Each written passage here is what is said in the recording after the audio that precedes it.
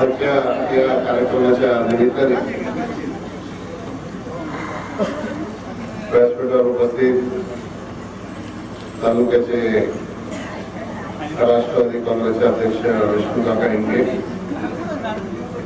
कार्याध्यक्ष बाळासाहेब बारकेले, कारखान्याचे चेअरमन देवदत्त निकम, गणपतराव इंदोरे,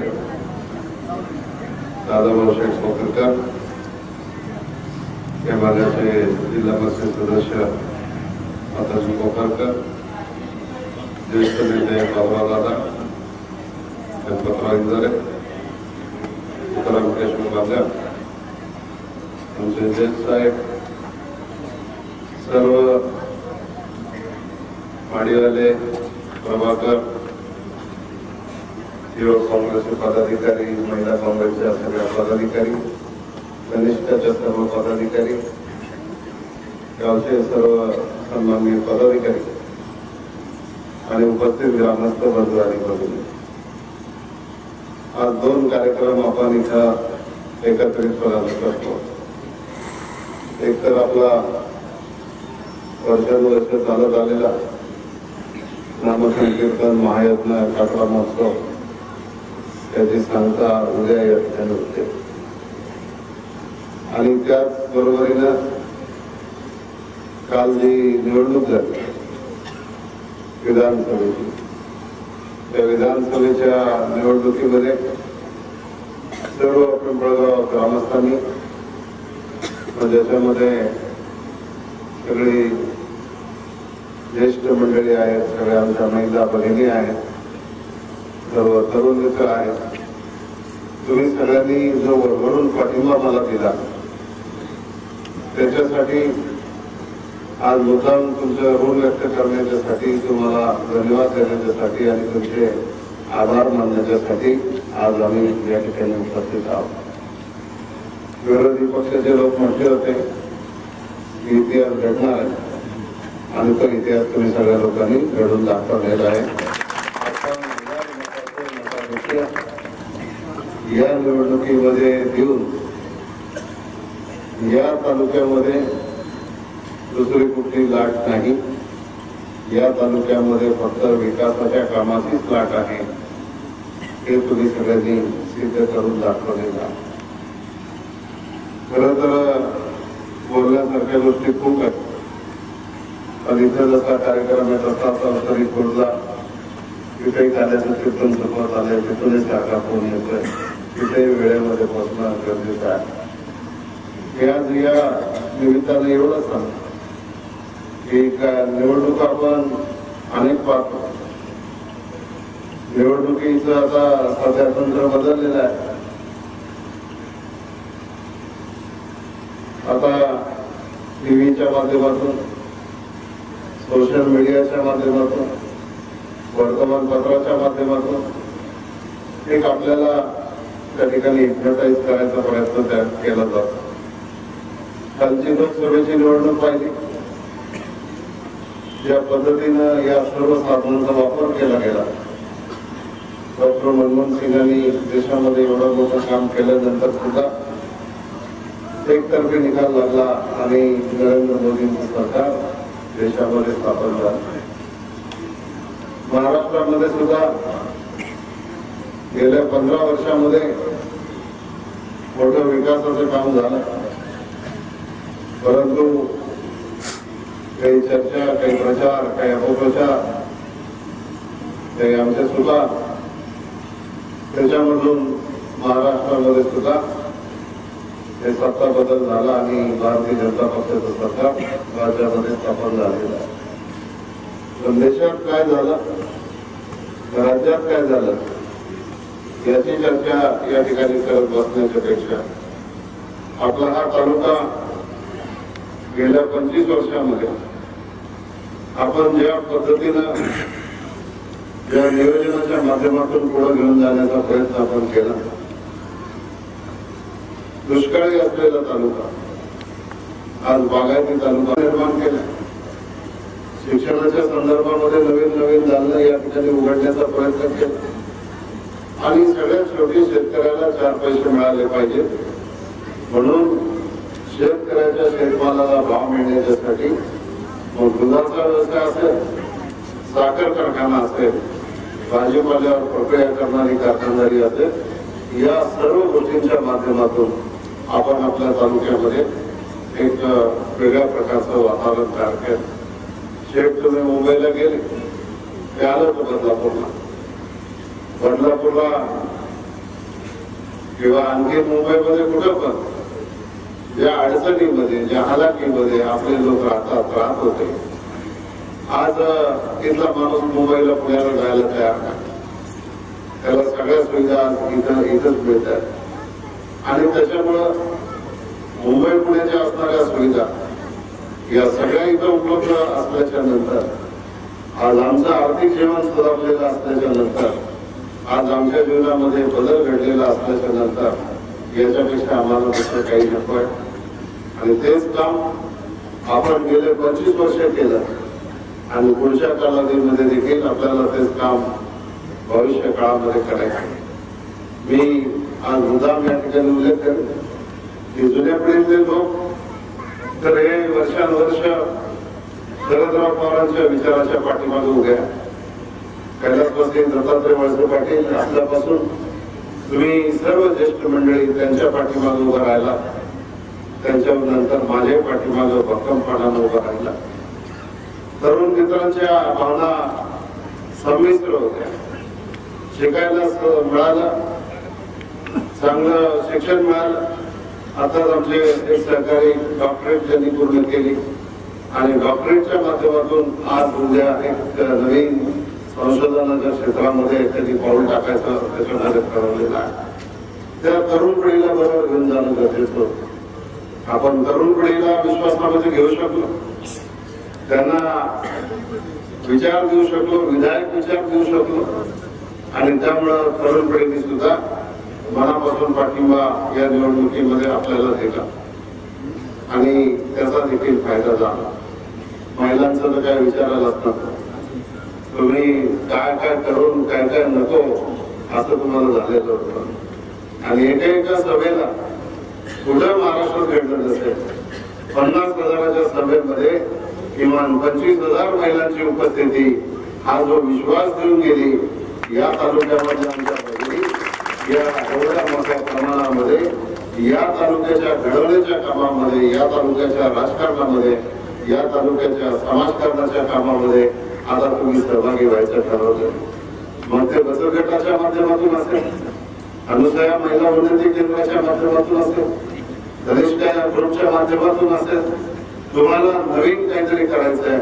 आम्ही आमचं घर जर चालू शकतो, आम्ही गावही चालू शकतो, आम्ही तालुकाही चालू शकतो आणि त्याच्यामधून आम्ही समाजाला योग्य ते योगदान करू शकतो. ही भूमिका तुमची राहिलेली आहे आणि तुमचा खूप मोठा असा पाठिंबा आणि खूप मोठा आशीर्वाद माझ्या सरकारला त्या ठिकाणी मिळाला आणि त्याचंच यश आपल्याला सगळ्यांना मिळालं. आज हे पिंपळगाव गाव आहे. त्या पिंपळगाव गावामध्ये या पूर्व काळामध्ये अनेक विकासाची कामं झाली आणि याचा उल्लेख माताजींनी या ठिकाणी करून दाखवला. भविष्य काळामध्ये देखील गावाच्या विकासाच्या दृष्टिकोनातून अनेक कामं करायचे. याचा उल्लेख माताजींनी केला की मी मागे एकदा याच कार्यक्रमाला आलेलो असताना अचानक पाऊस आला आणि पाऊस आल्याच्या नंतर मी सहज सुचवलं की काकडात आपला दरवर्षी असतो आणि मग दरवर्षी आपल्याला हा मांडवाचा खर्च करण्याच्या ऐवजी या जोट्यावर या ठिकाणी एक चांगलं सभागृह जर आम्ही तयार केलं तर त्याचा फायदा कायमस्वरूपी अन्य कार्यक्रमामध्ये सुद्धा होणार आहे. तुम्हाला आठवत असेल निवडणुकीच्या वेळेला मतं तुम्ही दिली, पण मतं देण्यासाठी तुम्हाला आम्ही शिक्षा दिली. सगळ्याला उन्हात बसवलं, चांगलं 2-3 तास आणि तुम्ही सगळे उन्हात बसले. पण तुमचा निग्रह होता, उन्हात बसू नाही तर आणखी पावसात बसू, पण आम्हाला आमच्या पक्षावर, आमच्या नेत्यावर, आमच्या विचारावर जे प्रेम व्यक्त करायचं ते प्रेम आम्ही त्या ठिकाणी करू. आणि म्हणून आज या ठिकाणी मागच्याच वेळेला मी बोलल्याच्या नंतर 15 लाख रुपये या सभागृहासाठी आपण मंजूर केलेले होते.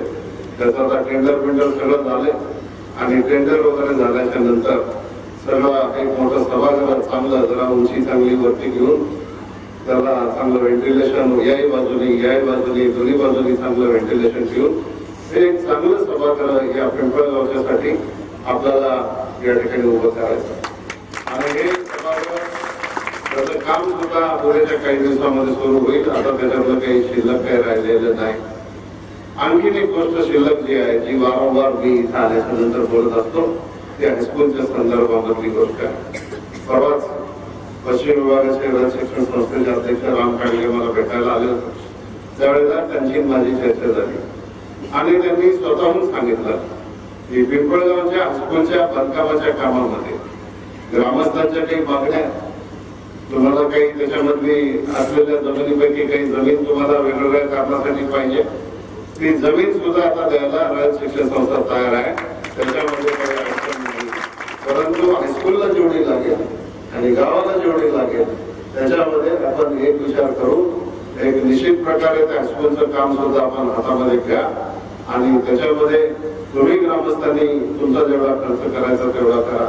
राज्य शिक्षण संस्था त्याला काही मदत करेल, भीमाशंकर कारखाना त्याला काही मदत करेल आणि बाकीच्या ठिकाणाहून सुद्धा आपल्याला त्या ठिकाणी मदत लागेल ती मदत पुरवायचा प्रयत्न करू. दादाभाऊ शेठ आता 2 हायस्कूलची बांधकामं राहिली. एक पिंपळगावचं राहिलं आणि एक निर्मूळचं राहिले.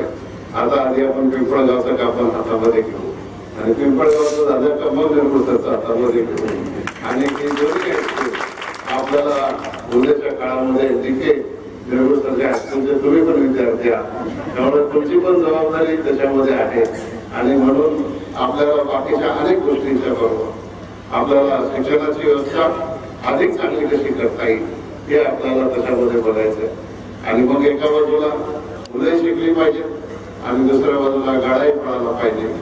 गाडा पळायला पाहिजे ही तुमची सगळ्यांची भूमिका आहे. आता आपण त्याच्यामधल्या ज्या काही कायदेशीर बाबी आहेत त्याचा अभ्यास करून त्याचा प्रस्ताव केंद्र सरकारकडे पाठवलेला आहे. आता अजून इतर राज्यस्तरीय स्तरावर होतोय. मुख्यमंत्र्यांची शपथ झाली, काही मंत्र्यांचा शपथविधी झाला. आता सोमवारपासून 3 दिवसाचं अधिवेशन होईल.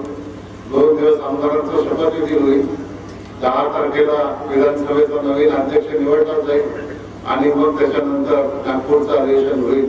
मग मंत्रिमंडळाचा विस्तार होईल आणि मंत्रिमंडळाचा विस्तार झाल्याच्या नंतर मग त्याच्यानंतर जरा सरकार स्थिर स्थावर झालं, योग्य खाते वाटप झालं की मग राज्य सरकारची भूमिका, केंद्र सरकारची भूमिका या भूमिकांच्या मधून मी तुम्हाला सगळ्यांना शब्द दिलेला आहे की या बैलगाड्यांच्या शर्यती सुरू करण्यासाठी जेवढी माझी ताकद असेल तेवढी ताकद लावून त्याच्यासाठी केंद्र सरकारपर्यंत, सुप्रीम कोर्टापर्यंत किंवा जिथं जिथं लागेल तिथं तिथपर्यंत जाऊन त्याच्यासाठी आम्ही प्रयत्न करणार आहोत आणि त्याच्यासाठी या शर्यती लवकरात लवकर कशा सुरू होतील याच्या संदर्भामध्ये भूमिका निश्चित प्रकारे आपण घेणार आहोत.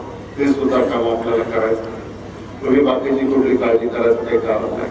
मी तुम्हाला सांगितलं मी काय पहिल्यांदा आमदार नाही झालो, मी आमदार 6व्यांदा झालो.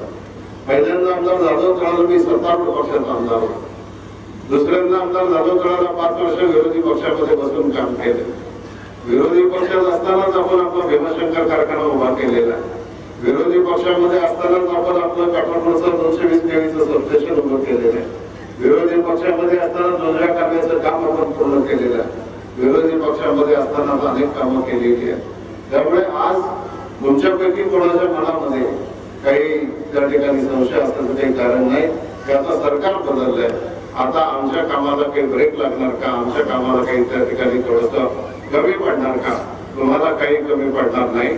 कारण आज सत्तेत बसलेले सगळे लोक, मुख्यमंत्र्यांपासून सगळे लोक आम्ही एकाच दिवशी विधानसभेमध्ये प्रवेश केलेला आहे आणि 15 वर्षे आम्ही ज्यावेळेला सत्तेत होतो त्यावेळेला आम्ही सुद्धा त्यांना पाहिजे तेवढी मदत केलेली आहे. त्यामुळं विकासाच्या कामामध्ये आपल्या तालुक्यामध्ये कुठल्याही प्रकारे आपला तालुका पाठीमागे राहणार नाही याच्या संदर्भामध्ये सगळी भूमिका आम्ही भविष्य काळामध्ये घेऊन त्याच्यामधून जास्तीत जास्त वाटा आपल्याला सगळ्यांना कसा मिळवून देता येईल याचा प्रयत्न केलेला आहे. भविष्य काळामध्ये आपला हा विकासाचा गाडा असाच वेगाने पुढे पडायला पाहिजे. त्याच्यासाठी तुमच्या सगळ्या मंडळींचं आशीर्वाद, प्रेम, पाठिंबा, सहकार्य हे त्या ठिकाणी मिळालं पाहिजे आणि त्या दृष्टिकोनातून आपण सगळ्यांनी एकत्रितपणानं काम करायचं. त्याच्यासाठी पिंपळगावकर ग्रामस्थांना मी नेहमी सांगत असतो निरुळसर जसं माझं गाव आहे तसं पिंपळगाव माझं गाव आहे, मेंगडेवाडी माझं गाव आहे, चौडे माझं गाव आहे, वराडी माझं गाव आहे, खडकी माझं गाव आहे. ही सगळी गावं आपली एकच गाव झालं आणि ही सगळी गावं एक याच्यासाठी ही सगळी गावं सारखा विचार करतात, एकत्रितपणाचा विचार त्याच्यामध्ये करतात आणि दुसरं कुठल्याही प्रकारची अपेक्षा ठेवत नाहीत. आणि म्हणून आज आपल्या या घरामध्ये आपल्या घरातल्या लोकांचं ऋण व्यक्त करण्यासाठी, तुमच्याबद्दल सदिच्छा व्यक्त करण्यासाठी आज आम्ही सगळेजण इथं आलो. मी पुन्हा एकदा सगळ्या ग्रामस्थांचं मनापासून अभिनंदन करतो. आमची जी ठाण्याची सगळी मंडळी कवकवड्याची एक आमचा लहानसा एक सहकारी किती सुंदर पद्धतीने भजन या ठिकाणी म्हणतो. मी नेहमी सांगत असतो की शिक्षण मिळाल्यानंतर शिक्षणाचा अर्थ 10वी पास झालं पाहिजे, 12वी पास झालं पाहिजे, BA झालं पाहिजे, BCom झालं पाहिजे, मला काहीतरी नोकरी मिळाली पाहिजे एवढा अर्थ नाही त्याचा. शिक्षणाच्या बरोबरीनं आता अनेक क्षेत्र आपल्याला खुली होत चाललेली आहे. मग कोणी क्रीडेच्या क्षेत्रामध्ये, कोणी संस्कृतीच्या क्षेत्रामध्ये, कोणी गायनाच्या क्षेत्रामध्ये, कोणी आणखीन क्षेत्रामध्ये, या सगळ्या क्षेत्रामध्ये आपल्यासाठी खूप संधी वाटून ठेवलेल्या आहेत आणि त्याच्यामधूनच आज देश पातळीवर, राज्य पातळीवर नाव काढायला लोक लागलेले आहे. आपण मनसरला आंबेगाव तालुका क्रिकेट अकॅडमी काढली. त्या क्रिकेट अकॅडमीच्या मार्फत गरीब घरातलीच मुलं तिथं शिकतात, पण गरीब घरातली मुलं शिकल्याच्या नंतर आज क्रिकेट इंग्लंडमध्ये सुद्धा त्या ठिकाणी जाऊन खेळतात, दुसऱ्या देशामध्ये जाऊन खेळतात. त्यांना सगळा आधार, पाठिंबा आणि मदत करण्याचं काम आपण ज्यावेळेला सगळेजण करतो, त्यावेळेला या तालुक्यातल्या शेतकऱ्याच्या कुटुंबातला क्रिकेटियर तयार झाला, या तालुक्यातल्या शेतकऱ्याच्या कुटुंबातला एखादा गायक तयार झाला, त्याच्यामधून एखादी संस्था आम्हाला निर्माण करता आली.